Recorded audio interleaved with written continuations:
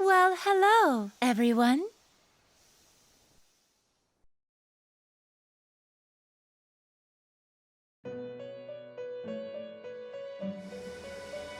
Miss Lavenza? Why did Miss Lavenza become the sky and come here from the train? It is going to be all right, Morgana. Is she an acquaintance of yours?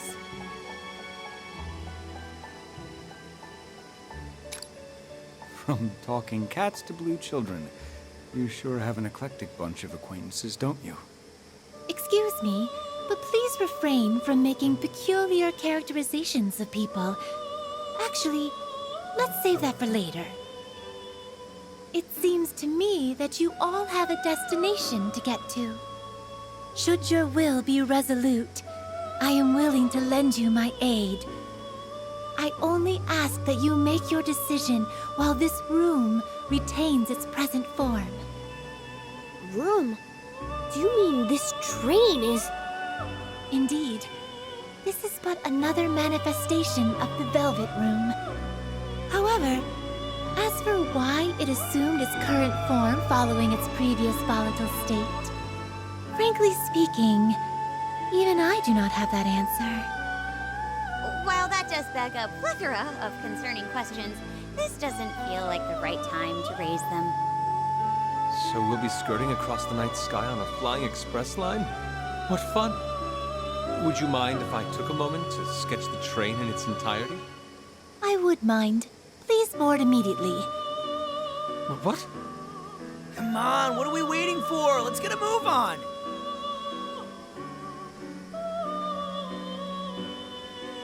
You got it! Full steam ahead! Right? Woo!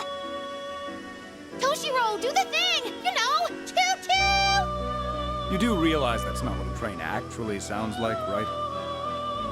Don't be a spoil sport. Just do it. Choo-choo! Why are you doing it?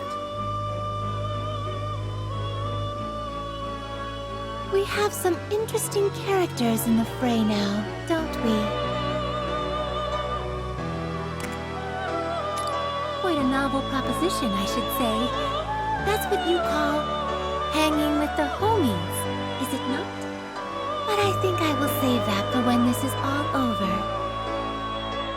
We are now departing. Please exercise caution so you are not flung from the train.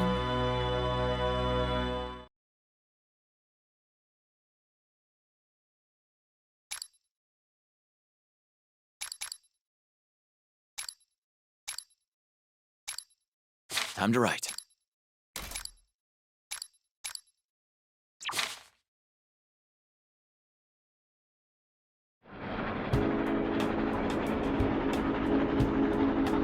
The train is en route to its destination.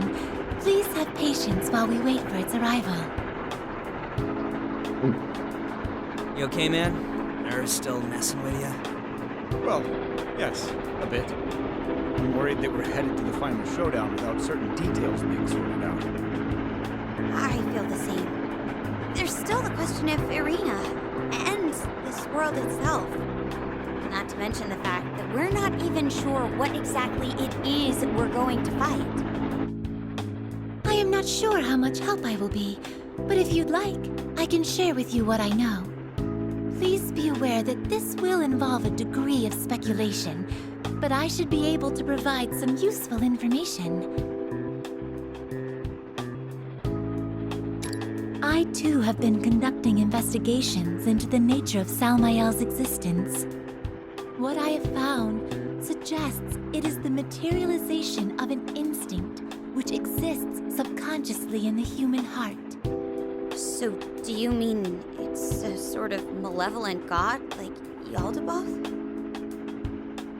Unlike the god of control, who was born from a collective yearning for idleness, Salmael is, how should I put this, A universal instinct that's burdened man since the beginning of time. I don't want to be hurt. I don't want to suffer. I don't want to die. Man's innate desire of self-preservation is another way to put it.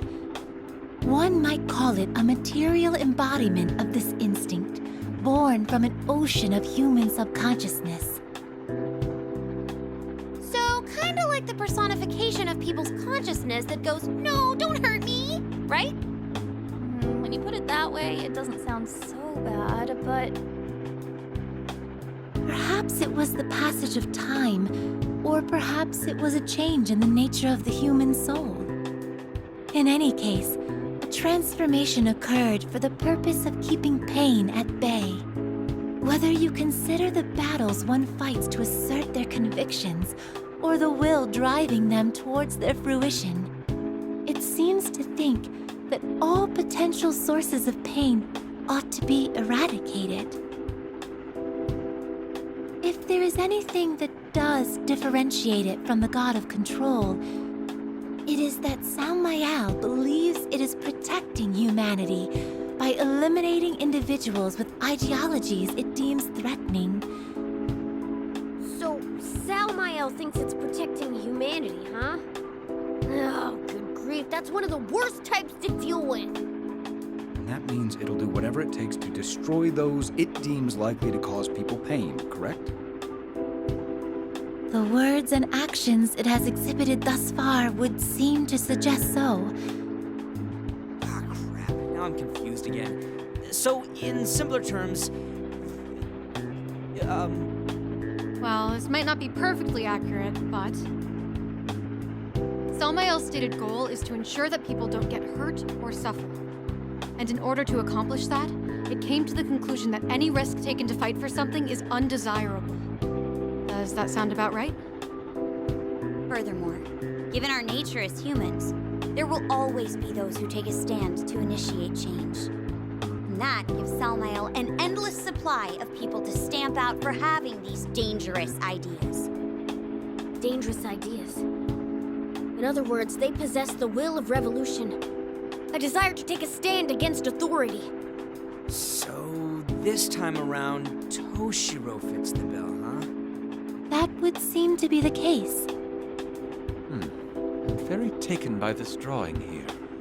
Could I give my opinion on it? Maybe leave that for later.